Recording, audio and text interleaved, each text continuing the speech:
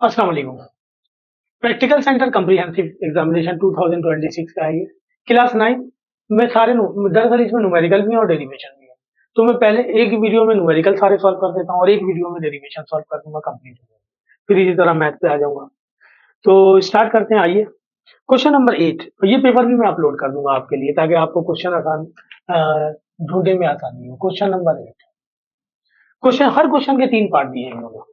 Question number 8 में कह रहा है कि what is the mass of a solid iron wrecking ball. What is the mass of an solid iron wrecking ball.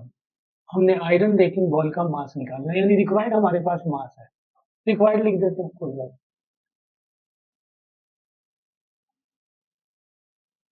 मास निकालना है एक आयरन बॉल रेकिंग बॉल का, of a solid iron wrecking ball of radius 18 centimetre. उसका radius दिया हुआ है 18 centimetre.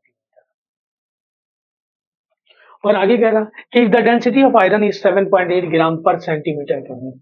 Iron की racking ball की डेंसिटी दी हुई है 7.8 ग्राम पर सेंटीमीटर क्यूब। सही। हाँ। अच्छा, हमें यहाँ जो फॉर्मूला इस्तेमाल करना है ना, वो ये इस्तेमाल करना है डेंसिटी वाला। डेंसिटी इक्वल होता है मास पर यूनिट वॉल्यूम। ये पहले चैप्टर का ही है, न्यूमेरिकल। और ये जब पहली दफा बुक आई थी तो ये न्यूमेरिकल उन्होंने एग्जाम में दिया था। इस साल, पिछले साल नहीं आया था, तो इस साल इंपॉर्टेंट है। मास की वैल्यू निकालनी है, यहाँ जाके मल्टीप्लाई हो जाएगा। ये फॉर्मूला हमने यूज करना है।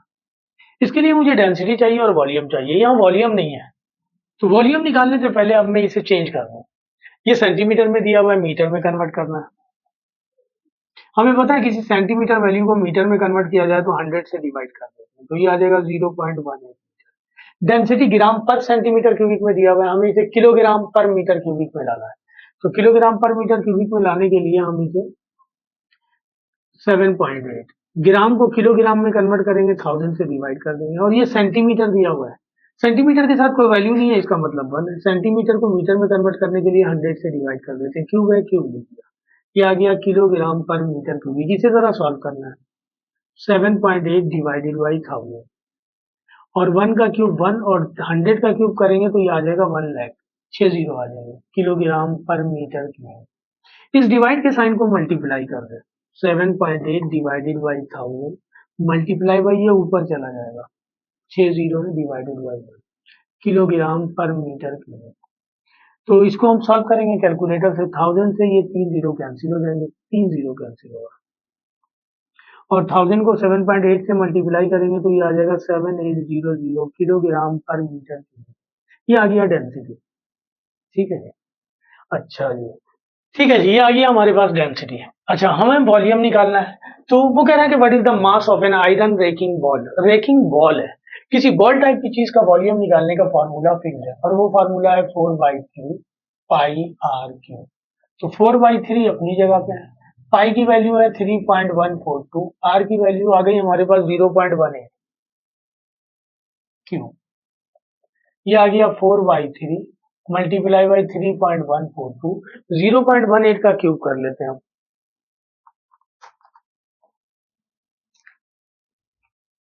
0.18 का क्यूब करते हैं, 0.18 का क्यूब। ये आ गया हमारे पास 5.83 मल्टीप्लाई बाई 10⁻⁻3। हम इस फॉर्म में नहीं लिखेंगे। अगर आपके पास भी साइंटिफिक कैलकुलेटर और इसी फॉर्म में आ गया तो घबराने की जरूरत नहीं है। आप उस वैल्यू को जो रिजल्ट आया इससे मल्टीप्लाई कीजिए, फिर इससे मल्टीप्लाई कीजिए, फिर इससे डिवाइड कीजिए। मैं इसे विदाउट साइंटिफिक फॉर्म में लिखूंगा तो इस तरह लिखूंगा 0.0058। 10⁻³ है इस तरह, इसलिए ऐसा लिखा जाएगा। अब इसको मैं मल्टीप्लाई कर दूं 3.142 से, मल्टीप्लाई बाई 3.142, फिर मल्टीप्लाई कर दूं 4 से। ये आ गया हमारे पास। इसे डिवाइड कर देते हैं 3 से। 3 से डिवाइड करेंगे तो ये आ जाएगा 0.024। ये सारा मल्टीप्लाई करके डिवाइड करके आंसर आ गया 0.024। वॉल्यूम का ऐसा यूनिट है क्यूब। तो ये हमारे पास वॉल्यूम आ गया। अब हम निकाल लें मास। मास निकालने का फॉर्मूला हमारे पास ये है, volume draw density multiply by volume, या वॉल्यूम मल्टीप्लाई बाय डेंसिटी, कुछ भी लीजिए। डेंसिटी की वैल्यू आ गई हमारे पास 7800 और वॉल्यूम की वैल्यू आ गई 0.024। इसको मल्टीप्लाई कर दें, मल्टीप्लाई बाई 7800 से, तो आपके पास आंसर आ गया 190.4। 190.4 और मास का ऐसा यूनिट है किलोग्राम। तो ये आंसर हो गया। सही है। इसी एज में एक पार्ट और दिया हुआ है, और करके मैं वो भी कर देता हूं, और करके दिया हुआ है। इस सवाल में कह रहा है कि planet has mass 4 times of earth. कह रहा है एक प्लेनेट है, उसका मास 4 टाइम है, यानी प्लेनेट का नाम नहीं दिया हुआ, तो डेटा बनाते हैं। ये डेटा था हमारे पास, यहाँ लिख दें डेटा।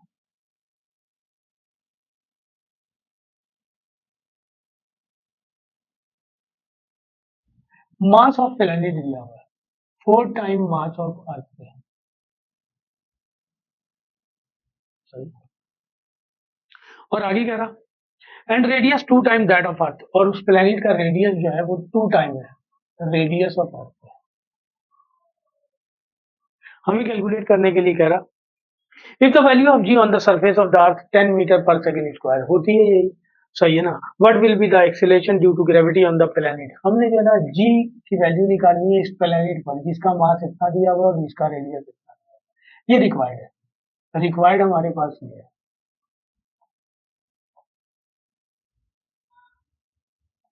ठीक है। अच्छा, हम ये काम और भी कर सकते हैं इसमें। हमें मास ऑफ अर्थ की वैल्यू पता है, ड्राइव की हुई है हमने 6 मल्टीप्लाई बाई 10⁻24 किलोग्राम। 4 से मल्टीप्लाई करते हैं वैल्यू आ जाएगी, बिल्कुल 24 multiply by 10⁻। Radius of earth की वैल्यू भी पता है, वो वैल्यू ये 4 से मल्टीप्लाई होगा, और वो वैल्यू है 6.38 मल्टीप्लाई बाई 10⁻6 मीटर। तो 2 से मल्टीप्लाई करके लिख दें, लेंदी हो जाएगा काम, हम इसी तरह निकाल लेते हैं। सही है। आइए देखते हैं कैसे निकालते हैं हम इसे। Gravitational acceleration on eight the surface of the earth solve कर रहा हूँ, या एक्सेलरेशन ड्यू टू ग्रेविटी लिख दें।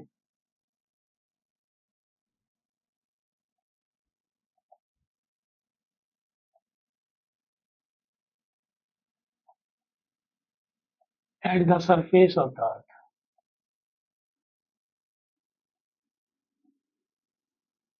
उसको निकालने का फॉर्मूला ये है हमारे पास, G G M P over R E square.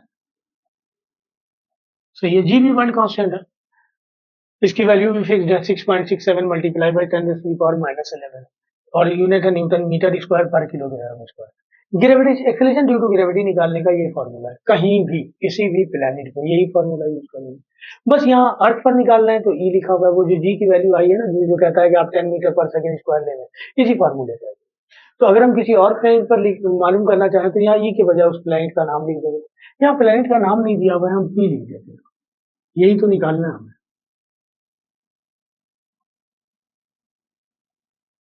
Ji, mass of planet दिया हुआ है 4 टाइम मास ऑफ अर्थ, और रेडियस ऑफ प्लेनेट दिया हुआ है 2 टाइम रेडियस ऑफ अर्थ।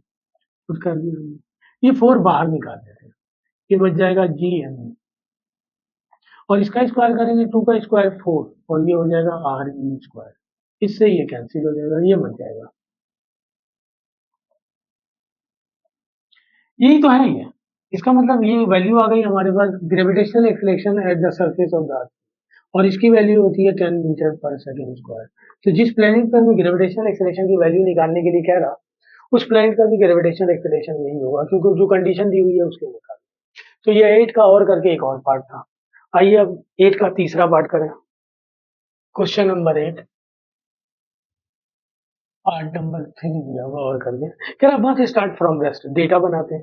कह रहा कि बस रेस्ट से स्टार्ट होगी। हमें पता है जब कोई चीज रेस्ट से स्टार्ट होती हो तो उसकी initial velocity zero, and travel along a straight path, its velocity become 15 metre पर सेकेंड, यानी इसकी फाइनल वेलोसिटी होगी 15 मीटर पर सेकेंड। अच्छा, आपको मीटर पर सेकेंड इस तरह लिख के दिया जाता है, कोई बात नहीं, इस तरह भी लिख सकते हैं, मीटर पर सेकेंड इन 5 सेकेंड। टाइम दिया हुआ है हमारे 5 सेकेंड में। हमें कह रहा है calculate the acceleration of the बस, हमने बस का निकालना है एक्सेलरेशन। रिक्वायर्ड हमारे पास एक्सेलरेशन, सॉल्व करेंगे। हम चाहे तो फार्मूले की भी हेडिंग डाल दें, मैंने 2 सवालों में फार्मूले की हेडिंग नहीं डाली, चाहे तो डाल दें आप। फार्मूला हम ये इस्तेमाल करेंगे, एक्सेलरेशन निकालने का फार्मूला ये है, V F minus V I divided by T. V F की वैल्यू दी हुई है हमारे पास 15, वी आई की वैल्यू 0, टी की वैल्यू 5। 15 को 5 से डिवाइड करेंगे तो आ जाएगा 3। ये बस का एक्सेलरेशन आ गया मीटर पर सेकेंड स्क्वायर। इसको हम इस तरह भी लिख सकते हैं, मीटर पर सेकेंड स्क्वायर माइनस 2x के ऊपर। मर्जी है इस तरह लिखने इस तरह लिखने, एक ही बात। क्वेश्चन नंबर 8 के ये तीनों पार्ट सही है ना। अब 9 कर रहा हूँ, 9 के तीनों पार्ट में एक ही बोर्ड में कर देता हूँ, आपको आसानी होगी देखने में, सही है ना। पार्ट नंबर 1 कह रहा bus is moving on a road with 15 metre पर सेकेंड, वेलोसिटी दी हुई है, हमारे पास डेटा बनाते हैं, वी आई 15 मीटर पर सेकेंड की स्पीड से मूव कर रहे हैं। इट्स एक्सीलरेट्स एट 5 मीटर पर सेकेंड स्क्वायर, उसका एक्सीलरेशन दिया हुआ है 5 मीटर पर second square. Find the final velocity of the bus after 6 second, हमारे पास रिक्वायर्ड फाइनल वेलोसिटी है, टाइम दिया हुआ है 6 सेकेंड, रिक्वायर्ड हमारे पास फाइनल वेलोसिटी। ये सब हमने इक्वेशन ऑफ मोशन में ये सारे फार्मूले यूज किए हैं। तो इक्वेशन ऑफ मोशन वाला फार्मूला यूज करेंगे, फार्मूला ये इस्तेमाल करेंगे। काइनेमेटिक्स में ये फार्मूला है, सॉरी, वी एफ इक्वल है V I plus A T के। वी आई की वैल्यू दी हुई है 15, ए की वैल्यू दी हुई है 5, टी की वैल्यू है 6। ये हो जाएगा 15 प्लस 35 को 6 से मल्टीप्लाई किया, 30 में 15 ऐड कर देंगे 45 आ जाएगा। वेलोसिटी आ गई, वेलोसिटी का ऐसा यूनिट है मीटर पर सेकेंड। इसी तरह क्वेश्चन नंबर 9 का और करके पार्ट दिया हुआ है, दूसरा डेटा बनाते हैं इसका भी। इस सवाल में वो कह रहा है calculate the pressure of water at a depth 3 metre in a swimming pool. हमें प्रेशर निकालना है, रिक्वायर्ड हमारे पास प्रेशर है, प्रेशर पूरा लिखेंगे, वर्क डन भी हम पूरा लिखेंगे, डब्ल्यू से रिप्रेजेंट कर देंगे उसे, तो जाहिर सी बात है वेट को भी हम डब्ल्यू से रिप्रेजेंट करते हैं। अगर मैं इसको पी से रिप्रेजेंट कर दूं तो मोमेंटम भी पी से रिप्रेजेंट होता है, इसलिए हम पूरा लिखेंगे और पावर भी पूरा लिखेंगे। तो कह रहा है डेप्थ दी हुई है उसकी वाटर की 3 मीटर, और कुछ नहीं दिया हुआ है। तो प्रेशर जब डेप्थ गिवन हो तो प्रेशर निकालने के लिए फॉर्मूला हमारे पास डेंसिटी, डेप्थ और ग्रेविटेशनल एक्सीलरेशन है। तो ग्रेविटेशनल एक्सीलरेशन की वैल्यू भी फिक्स्ड है, हमें पता है, उसकी वैल्यू होती है 10 मीटर पर सेकंड स्क्वायर। और डेंसिटी ऑफ वाटर जो है ना फिक्स्ड है 1000 किलोग्राम पर मीटर क्यूबिक। नहीं दिया हुआ था फिर भी हमने लिख दिया, ठीक है। तो फॉर्मूला हमारे पास यहाँ ये इस्तेमाल हुआ, प्रेशर निकालने के लिए जो फॉर्मूला इस्तेमाल होता है वो ये होता है रॉ डी पी, यानी density multiply by depth. Density है 1000, डेप्थ है 3, जी है 10, इन सबको मल्टीप्लाई करेंगे आ जाएगा 30,000। प्रेशर का ऐसा यूनिट है पास्कल। ये आंसर हो गया हमारे पास, यहाँ भी ये आंसर था हमारे पास, सही है। तो क्वेश्चन नंबर 9 का और करके आखिरी पार्ट जो दिया हुआ है वो ये दिया हुआ है, डेटा बनाते हैं।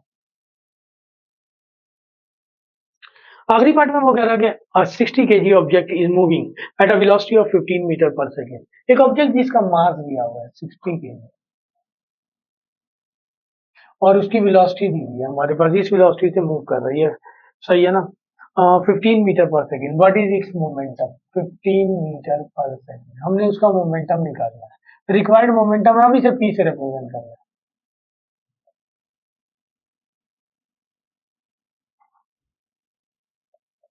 यहाँ फॉर्मूला जो रहेगा वो ये रहेगा, P is equal to M, यही डेफिनेशन भी है मोमेंटम की। एम दिया हुआ है 60 और V दिया हुआ है 15, तो इसको इससे मल्टीप्लाई करेंगे 90 आ जाएगा। और जो है ना ये जीरो भी एक आएगा, तो ये आ गया मोमेंटम। मोमेंटम का ऐसा यूनिट है न्यूटन पर सेकेंड, सही है ना, बल्कि न्यूटन सेकेंड है, सॉरी, किलोग्राम मीटर पर सेकेंड है या न्यूटन सेकेंड है, ये हमारे पास थर्ड आ गया, ठीक है ना। ये क्वेश्चन नंबर 9 था जिसके तीनों पार्ट मैंने कर दिए। अब आइए क्वेश्चन नंबर 10 पे करते हैं। Question number 10, a block is placed on a wet slippery floor, the mass of the block is 15 kg। Data बनाते हैं, मास दिया हुआ है ब्लॉक का 15 kg।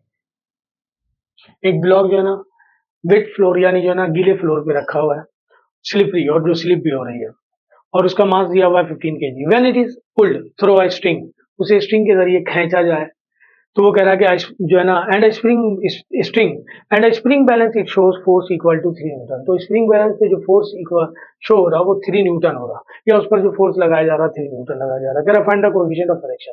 तो ये जो फोर्स है फोर्स स्लाइडिंग फोर्स कहलाएगा, एफ से रिप्रेजेंट करेंगे 3 Newton.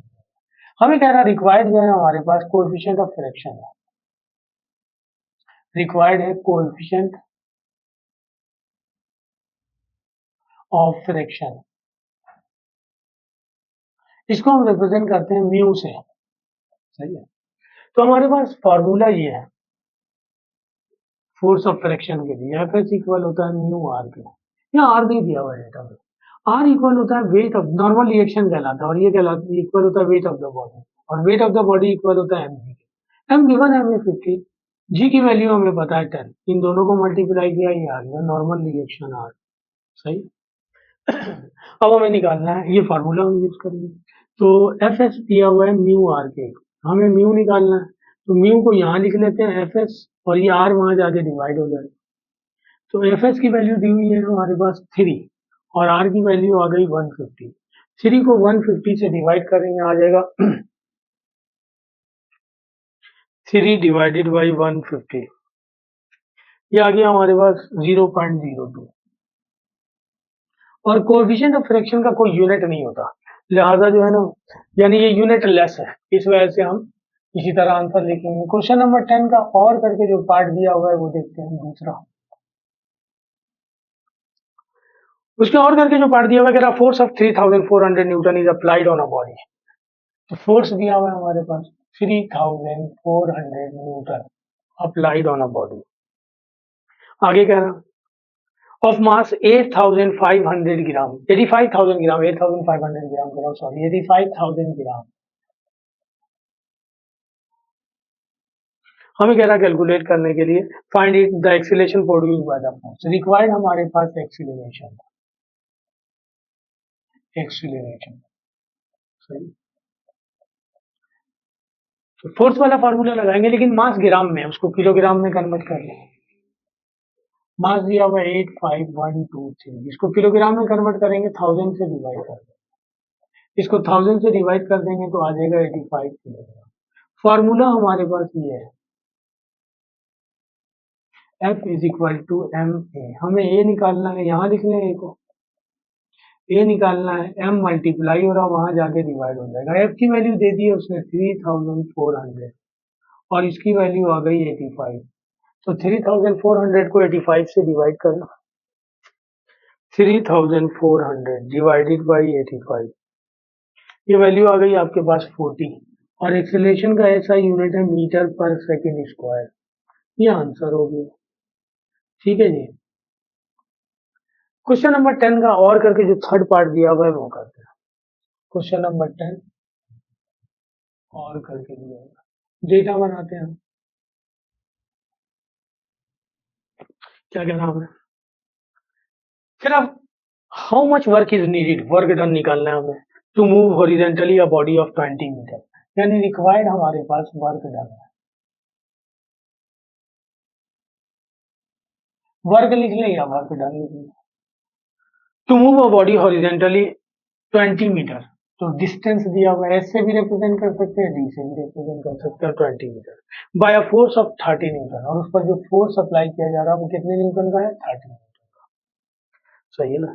If the angle between the body and the horizontal surface is 60 degree, और बॉडी और हॉरिजेंटल सरफेस के दरमियान एंगल दे दिया है 60, हमें वर्क डन निकालना है, वर्क डन निकालने का फॉर्मूला ये है,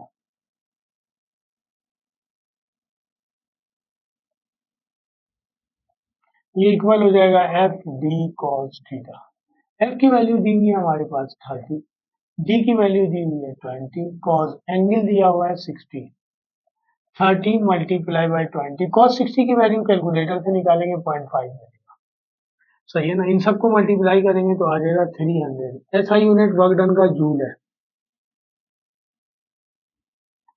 ये आंसर हो जाएगा। तो ये क्वेश्चन नंबर 3 के तीनों, सॉरी 10 के तीनों पार्ट थे। 11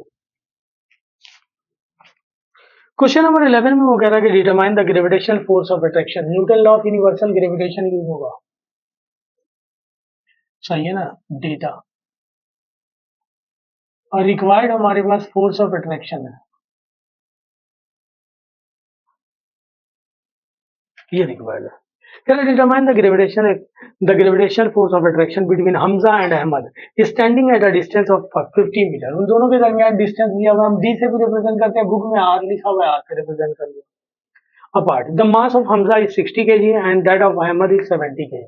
हमजा का मास m1 से रिप्रेजेंट कर लेते हैं 60 kg और अहमद का मास 70 kg ये दिया हुआ। ठीक है, ये कैलकुलेट कर रहा है। इसमें हमारे पास वर्ल्ड कांस्टेंट जी की वैल्यू हम खुद लिख लेंगे 6.67 multiply by 10⁻⁻11 newton metre square पर किलोग्राम स्क्वायर। फॉर्मूला हमारे पास ये लगेगा F is equal to G m1 m2 divided by R square. Put कर दी वैल्यू, जी की वैल्यू 6.67 मल्टीप्लाई बाई 10⁻⁻11, इसकी वैल्यू m1 की 60, m2 की 70 डिवाइडेड बाई r की वैल्यू दी हुई है 50। मैं इन सबको एक तरफ कर लूँ, न्यूमेरिक वैल्यू को, नंबर को 6.67 मल्टीप्लाई बाई 60 मल्टीप्लाई बाई 70 और इसका स्क्वायर करेंगे तो आ जाएगा 2500 मल्टीप्लाई बाई 10⁻⁻11। ये ऐसे ही चलता रहेगा, इसको लिखने की जरूरत नहीं है ना साइंटिफिक कैलकुलेटर में ना नॉर्मल अलग में। अब हम इन सबको मल्टीप्लाई करके इससे डिवाइड करते हैं और आंसर देखते हैं। 6.67 मल्टीप्लाई बाई 60 मल्टीप्लाई बाई 70 ये आ गया, डिवाइडेड बाई 2500 ये आ गया हमारे पास 11.2 माइनस 11। ये वैसे आंसर हो गया। ये चूंकि साइंटिफिक फॉर्म में लिखा हुआ है तो साइंटिफिक फॉर्म का रूल ये है कि डेसिमल एक डिजिट के बाद होना चाहिए। इस डेसिमल को उठा के यहाँ ले आए, यहाँ 1 डिजिट के बाद लाए, 1 ऐड कर देंगे तो ये हो जाएगा 1.12 मल्टीप्लाई बाई 10⁻⁻10 न्यूटन। ये आंसर हो गया आपके पास। 11 का और करके पार्ट दिया हुआ है, डेटा बनाते हैं। 11 का और करके दूसरा पार्ट दिया हुआ है आपके पास, कैलकुलेट द स्प्रिंग कांस्टेंट, के से रिप्रेजेंट करते हैं। रिक्वायर्ड हमारे पास स्प्रिंग कांस्टेंट है के। सही है, आगे वो कह रहा है कि calculate the spring constant which extends, सही है ना, by a distance of 3.7 mean 3.5 centimetre. यानी जब उस पर कोई लोड या उसे खींचा जा रहा तो उस वो डिस्टेंस कवर कर रहा है 3.5 सेंटीमीटर का। और आगे वो कह रहा कि जो है ना, when a load of 14 newton hung, जब 14 न्यूटन का स्प्रिंग पे लोड लटकाया जा रहा तब इज फ्रॉम इट्स एंड, उसके वन एंड से, तो लोड को हम फोर्स से रिप्रेजेंट करते हैं, एफ से दिया हुआ है 14। इसको सॉल्व करने से पहले ये ऐसा यूनिट में नहीं दिया हुआ है, इसको कन्वर्ट कर लो। जब हम फार्मूला यूज करते हैं उससे पहले हमें एक्सआई यूनिट में लानी होती चीजें, ये एसआई यूनिट में थी, हमें जरूरत नहीं है। तो ये हो जाएगा 0.035 मीटर। सही है, फॉर्मूला ये इस्तेमाल होगा। F is equal to K X, हमें k की वैल्यू फाइंड करनी है, K X is equal to F, K equal हो जाएगा एफ ओवर एक्स। एफ की वैल्यू दी हुई है 14 और एक्स की वैल्यू आ गई 0.035, डिवाइड कर दे 14 को 0.035 से, 14 डिवाइडेड बाई 0.035, ये आ गया हमारे पास 400। इसका ऐसा यूनिट है न्यूटन पर मीटर। ये आंसर है, ये दूसरा पार्ट था क्वेश्चन नंबर 11 में का। अब तीसरा पार्ट और करके दिया हुआ है, डेटा बनाते हैं। इसमें वो कह रहा क्या cyclist is making a turn along a circle, इसका मतलब एक साइकिल सर्कुलर पाथ पे घुमा रहा है साइकिलिस्ट साइकिल को, सेंट्रीपिटल फोर्स अप्लाई होगा, सही है ना, फार्मूला यूज होगा उसका। वो कह रहा क्या cyclist is making a turn along a circle of radius 20 metre, उस सर्किल का रेडियस दिया हुआ है हमारे पास 20 मीटर। आगे वो कह रहा at a speed of 5 metre पर सेकेंड, उसकी स्पीड दी हुई है कि इस स्पीड से वो घूम रहा है 5 मीटर पर सेकेंड की स्पीड से। If the combined mass of the cyclist plus the bicycle, दोनों का मास मिलाकर दे दिया उसने, इज 60 kg, एम दिया हुआ है हमारे पास 60 kg। तो हमें कह रहा कैलकुलेट करने के लिए, calculate the static fraction that road exert on tyre, road tyre पे जो फोर्स लगा रही है वो निकालिए। वो फोर्स जो है ना स्टैटिक फ्रैक्शन भी कहलाता है, क्योंकि सर्कुलर पाथ पे ये काम हो रहा है तो सेंटीपिटल फोर्स भी कहलाएगा। तो रिक्वायर्ड हमारे पास ये हो जाएगा F C I R. Solve करते हैं, ये सारे एसआई यूनिट में दिए हैं। फॉर्मूला हम ये इस्तेमाल करेंगे, एफ सी इक्वल हो जाएगा M V square over R के। तो हमारे पास ये एम दिया हुआ है, हमारे पास 60, वी दिया हुआ है 5, आर दिया हुआ है हमारे पास 20। तो 20 को 60, 20 60 को कैंसिल करेगा तो 3 बच जाएगा, 5 का स्क्वायर 25, ये हो जाएगा 75 न्यूटन। सही, ये आंसर होगा। ठीक है जी। तो ये क्वेश्चन नंबर 11 है हमारे पास। क्वेश्चन नंबर 12, क्वेश्चन नंबर 12 में कह रहा है कि if the efficiency of a machine, question number 12, data, एक मशीन की एफिशिएंसी दी हुई है। एफिशिएंसी को हम रिप्रेजेंट करते हैं, ग्रीक लेटर है ईटा से, 50%। कितना दिया हुआ है हमारे पास? 50%। और आगे कह रहा हमें and it's output is 100 joule, उसका आउटपुट दिया हुआ है। आउटपुट को हम रिप्रेजेंट करते हैं E2 से। Output work done by the machine होता है, मशीन जो काम करती है, 100 जूल। हमें कह रहा find the calculate its input, हमने इनपुट कैलकुलेट करना है। इनपुट जो है ना, work done on the machine, machine पर जो हम काम करते हैं, ये रिक्वायर्ड है हमारे पास, रिक्वायर्ड है इनपुट। इनपुट इसे हम रिप्रेजेंट करते हैं E1 से।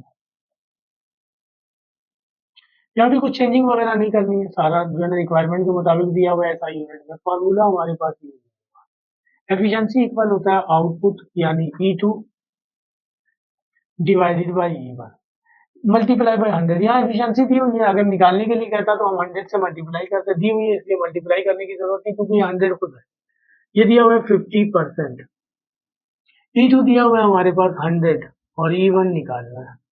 परसेंट खत्म करेंगे तो ये लिख देंगे 50 divided by 100, 100 divided by E1।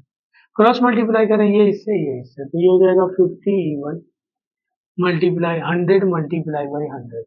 E1 की वैल्यू निकालेंगे तो ये हो जाएगा 100 मल्टीप्लाई बाई 100 डिवाइडेड बाई 50।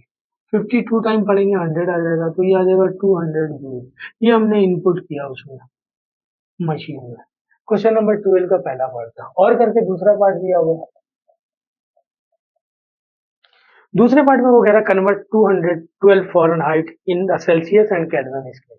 हमारे पास टेम्परेचर दिया हुआ है फॉरेनहाइट में 212, हमें कन्वर्ट करना है सेल्सियस स्केल में। रिक्वायर्ड हमारे पास ये है, टेम्परेचर निकालना है सेल्सियस स्केल में, टेम्परेचर निकालना है केल्विन में। अगर हमें फॉरेनहाइट के बजाय जो है ना डिग्री सेंटीग्रेड दिया हुआ होता तो पहले केल्विन में निकाल देते, क्योंकि केल्विन में उसी सूरत में टेम्परेचर कन्वर्ट होगा जब डिग्री सेंटीग्रेड में दिया होगा। तो फॉरेनहाइट से डिग्री सेंटीग्रेड में जाने के लिए हमारे पास फॉर्मूला है 5/9, टेम्परेचर फॉरेनहाइट वाला -32, 5/9, ये दिया हुआ है 212 -32, 5/9, इसको इसमें से माइनस करेंगे बच जाएगा 180, 9 2 18, 20 बच गया। 20 को 5 से मल्टीप्लाई करेंगे 100 आ जाएगा, तो ये टेम्परेचर आ गया डिग्री सेंटीग्रेड में 100। ये आंसर हो गया। अब हमें केल्विन में निकालना है। केल्विन के लिए डिग्री का लफ्ज यूज नहीं होता, डिग्री सेंटीग्रेड प्लस 273, सही ना। डिग्री सेंटीग्रेड में 273 ऐड कर देंगे, केल्विन में आ जाएगा, तो ये आ जाएगा 373 केल्विन में। ये आंसर होगा। क्वेश्चन नंबर 12 को और करके एक पार्ट और दिया हुआ है। 12 करके और करके जो पार्ट दिया हुआ है वो ये दिया हुआ है, कह रहा है horizontal and vertical component of a force are 4 newton and 3 newton. एक फोर्स का हमारे पास हॉरिजॉन्टल कंपोनेंट दिया हुआ है, हॉरिजॉन्टल कंपोनेंट को Fx से रिप्रेजेंट करते हैं 4 न्यूटन, वर्टिकल कंपोनेंट को Fy से रिप्रेजेंट करते हैं 3 न्यूटन, ये दिया हुआ है respectively. Find the magnitude of resultant force, हमने रिजल्टेंट फोर्स का मैग्नीट्यूड रिक्वायर्ड है हमारे पास। मैग्नीट्यूड को हम आर से रिप्रेजेंट करते हैं। इसके लिए फॉर्मूला ही चैप्टर 4 का है, फॉर्मूला दिया हुआ है। Magnitude of resultant force equal होता है अंडर रूट हॉरिजॉन्टल कंपोनेंट का स्क्वायर प्लस वर्टिकल कंपोनेंट का स्क्वायर। हॉरिजॉन्टल कंपोनेंट की वैल्यू दे दी है उसने 4, वर्टिकल कंपोनेंट की वैल्यू भी दे दी है 4। 4 का स्क्वायर 16, 3 का स्क्वायर 9, तो ये हो जाएगा 25। 25 का रूट निकालेंगे, आ जाएगा 5। ये आ गया रिजल्टेंट फोर्स का मैग्नीट्यूड। ठीक है जी, ये 12 के तीनों पार्ट। अब लास्ट दिया हुआ है 13, इसके बाद सी शुरू हो जाएगा, यही न्यूमेरिकल है इसका। 13 में कह रहा क्या, copper rod 15 metre long is heated. Question number 13 का पहला पार्ट, डेटा बनाते हैं। उसकी लेंथ दी हुई है 13 metre long, sorry 15 metre long कह रहा, 15 metre long is heated so that its temperature changes from 30 degree centigrade to 85 degree centigrade. उसका टेम्परेचर चेंज हो रहा 30 डिग्री सेंटीग्रेड से 85 डिग्री सेंटीग्रेड तक हो जा रहा है ना। इनिशियल ये है, फाइनल ये है। ठीक है जी, find the change in length of the rod. Change in length को हम रिप्रेजेंट करते हैं डेल्टा एल से, सही है ना। Coefficient of linear thermal expansion हमने पढ़ा था, वहां ये फॉर्मूला है। कह रहा है the coefficient of linear thermal expansion of copper is, copper उसको हम रिप्रेजेंट करते हैं अल्फा से, दिया हुआ है 17 मल्टीप्लाई बाई 10⁻⁻⁶ पर डिग्री सेंटीग्रेड। सही है, ये रिक्वायर्ड है हमारे पास, रिक्वायर्ड डेल्टा एल था, सही है। फॉर्मूला इसका हमारे पास ये है, डेल्टा एल इक्वल होता है L alpha L delta T, alpha L delta T equal होता है T2 माइनस T1। अल्फा की वैल्यू गिवन है 17 मल्टीप्लाई बाई 10⁻⁻⁶, एल गिवन है 15, ये गिवन है 85 माइनस 30, तो ये आ गया 17 मल्टीप्लाई बाई 10⁻⁻�6 15, और ये बच जाएगा 55। हम नंबर को एक तरफ कर लें, इससे पहले भी एक सवाल में हमने किया कि जब 10 वैल्यू आती है, वाली वैल्यू आती है, तो उसको एक तरफ कर लेते हैं, बाकी नंबर को एक तरफ कर लेते हैं। इन सबको हम मल्टीप्लाई करें तो हमारे पास रिजल्ट आएगा 17 मल्टीप्लाई बाई 15 मल्टीप्लाई बाई 55, ये वैल्यू आ गई 14025। सही है जी, मल्टीप्लाई बाई 10⁻⁻�6, ये साइंटिफिक फॉर्म में लिखा हुआ है, तो जाहिर सी बात है इसे 10⁻⁻ में लिखा हुआ है, तो हम डेसिमल एक डिजिट के बाद होना चाहिए, यहाँ डेसिमल ही नहीं है, इसका मतलब लास्ट में उसे उठा के यहाँ लाएंगे तो 1 2 3 4 डिजिट के बाद लेकर आ रहे हैं, 1.4025, तो यहाँ 4 ऐड कर देंगे, ये हो जाएगा 10⁻⁻² मीटर। लेंथ का ऐसा यूनिट मीटर है, ये आंसर हो गया। क्वेश्चन नंबर 13 है, और करके पार्ट दिया हुआ है, डेटा बनाते हैं।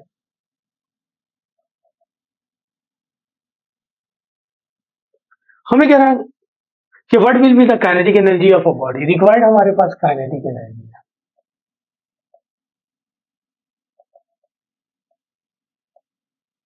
Of a body of mass 50 kilogram, उसका मास दिया हुआ है 50 किलोग्राम, और आगे कह रहा है हमारे पास driving a bike with the velocity of 2 metre पर सेकेंड। कोई लड़का है बाइक ड्राइव कर रहा है जिसका मास, बाइक का और उसका मास इतना है, और वो इस स्पीड से ड्राइव कर रहा है, तो काइनेटिक एनर्जी निकालने का फॉर्मूला हमारे पास ये है, half M V square. M की वैल्यू दी हुई है 50, बी की वैल्यू दी हुई है 2, 2 का स्क्वायर करेंगे 4, ये इससे कैंसिल हो जाएगा 2, 50 मल्टीप्लाई बाई 2 100 आ जाएगा। Kinetic energy, potential energy, work done सबका यूनिट सेम है, जूल, ये आंसर होगा। 13 का और करके पार्ट दिया हुआ है, लास्ट पार्ट और लास्ट क्वेश्चन ये है।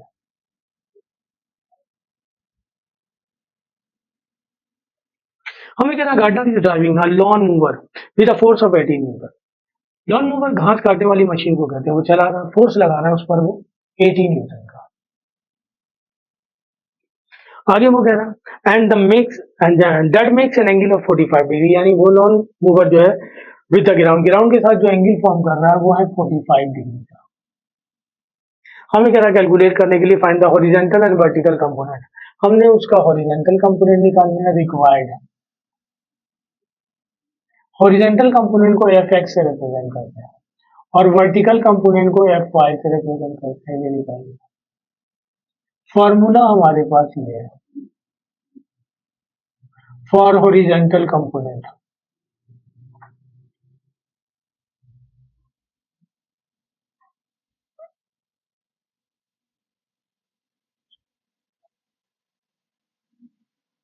ये फार्मूला एफ एक्स, इससे पहले वाले सवाल में इसकी वैल्यू दे दी है, इक्वल होता है एफ कॉस थीटा। एफ की वैल्यू है 80, कॉस एंगल है 45 डिग्री।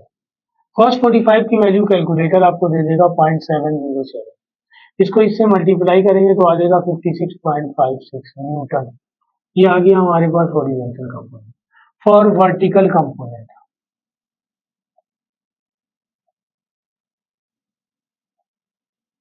इसका फार्मूला ये दिया हुआ है। अच्छा, वर्टिकल कंपोनेंट का फार्मूला ये है हमारे पास एफ साइन थीटा।